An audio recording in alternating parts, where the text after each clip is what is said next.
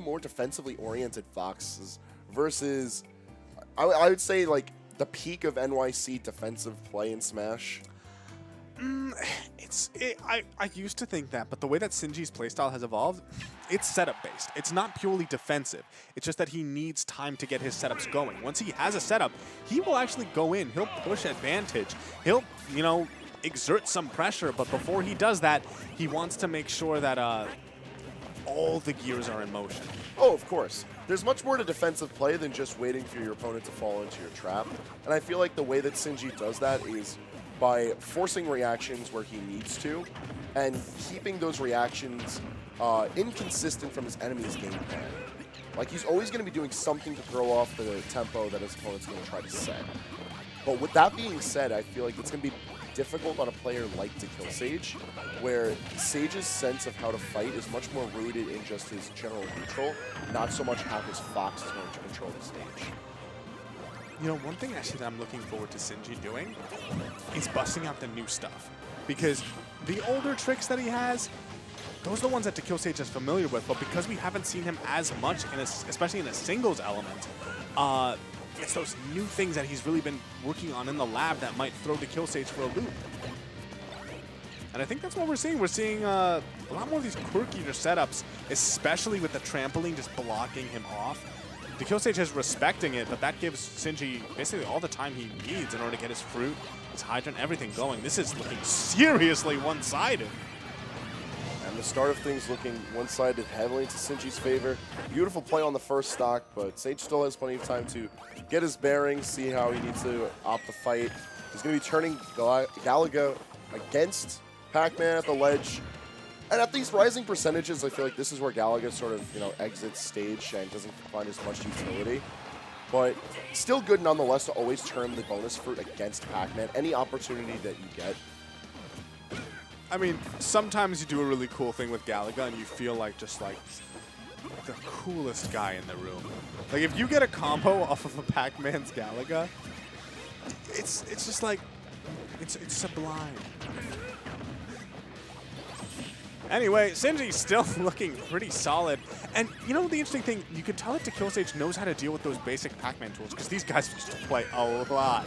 You know, he'll laser the hydrant before he tries to break it with a back air. Ooh, that's something that we've seen from him before. Just getting rid of that hydrant, the up smash actually connecting.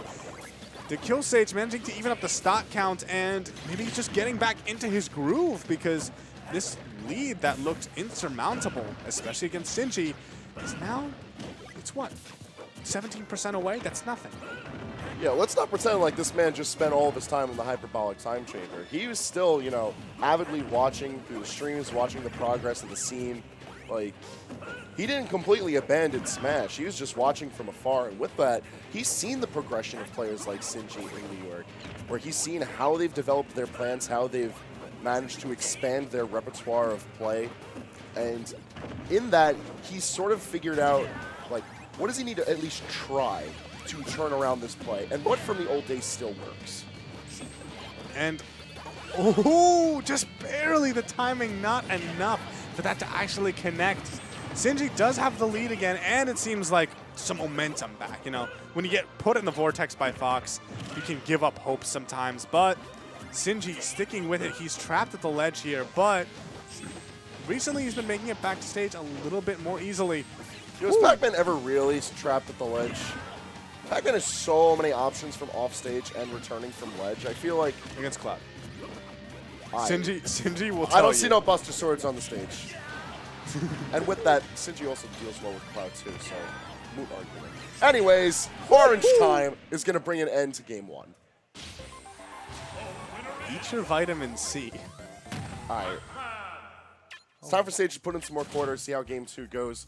Battlefield immediately taken off the docket, and great choice by Sinji. We don't want to see any level of mixing on a tri-plat. You wanted quintessential New York. Maybe there's nothing more classic than quintessential New York than just going to Smashville. New York, by the way, is going to Town and City. Everyone goes to Town and City. Yeah, that was definitely the that was a 2018 move, the one that nobody was expecting. I don't know. I feel like it fits New York. Oh yeah, I mean obviously, you know, it's the city. I mean, yes, but also we ain't no Ville. Anyways, Well, we are in the Ville right now, and immediately Fire Hydrant has decided to betray its master.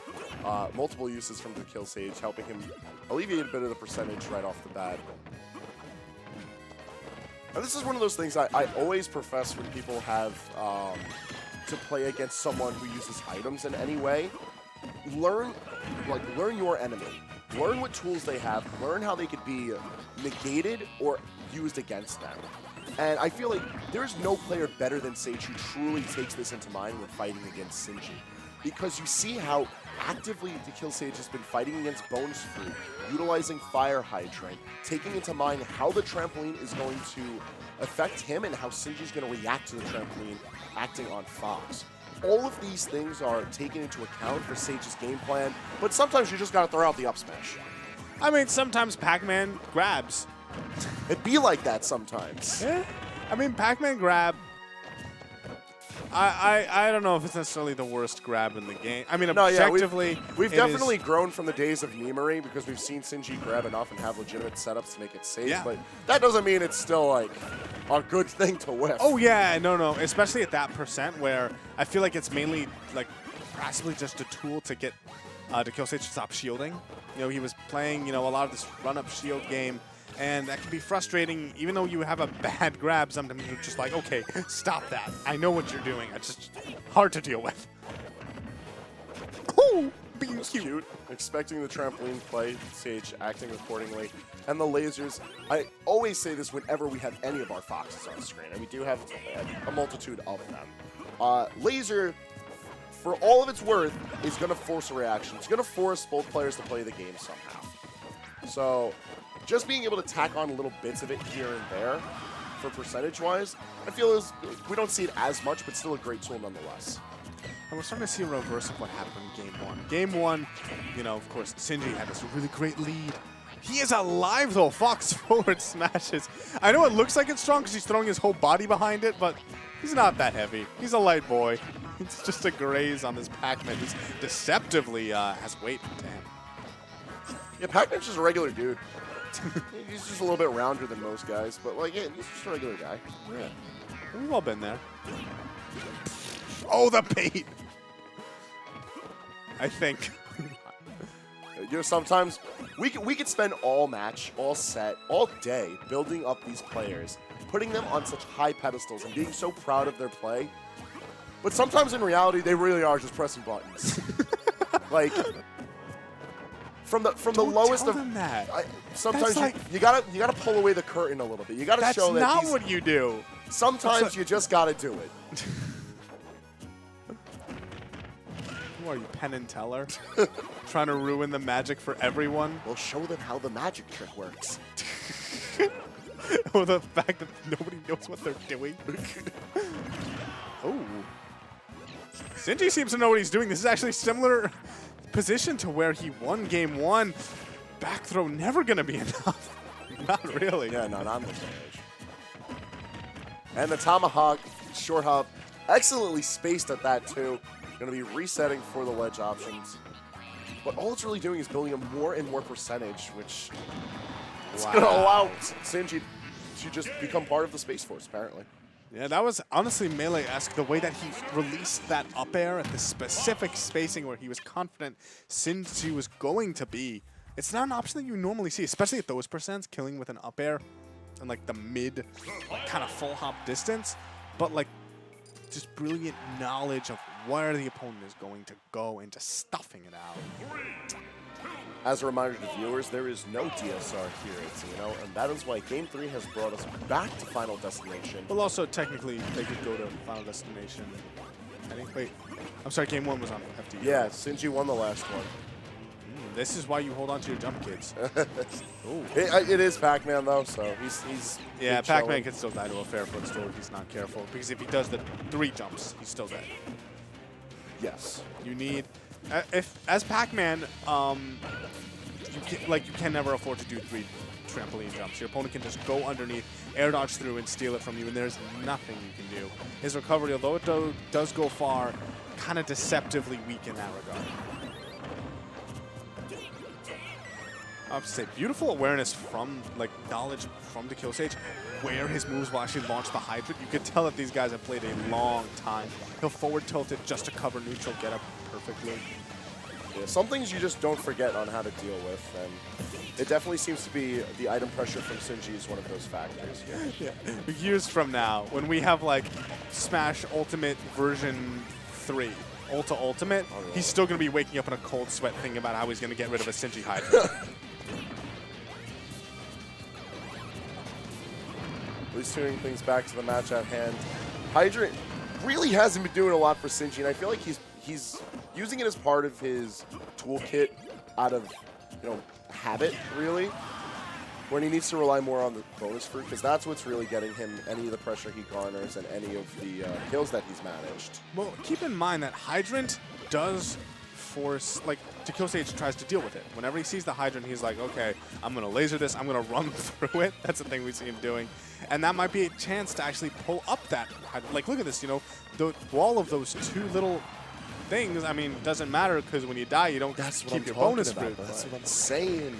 Because every time Sinji establishes the fire hydrant, and very much in the same tone as Fox lasers, this is now an object on the field you must respond to in some way, shape, or form.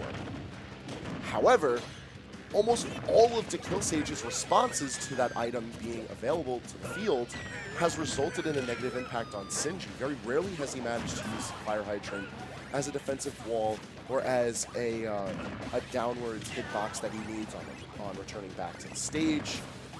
Well, he'll throw it out as a down. Possession of the hydrant really doesn't matter too much. If it gets reflected, it's not like all of a sudden, he's going to be getting damaged by water. So if it gets reflected, but it doesn't get reflected back at him, he still gets the hydrant down on the ground. Excellent use of bonus fruits from Sinji. It's not often that we get to see the cherry used, mostly because it has no damage output, it throws at a kind of awkward angle, but nonetheless, Sinji making good use of it to try and cover where Fox Solution is going to be throwing. Fairly creative. Now this is really quintessentially New York. Pac-Man having his opponent at 140. Wow, okay, And welcome to killing with 2018. Where Pac-Man kills? What? Yo, the future is now. You got the hot replay on that. He's going to come up off the ledge, throw down Fire Hydrant, and then just up air. But, like, that Hydrant was a key part of that kill setup.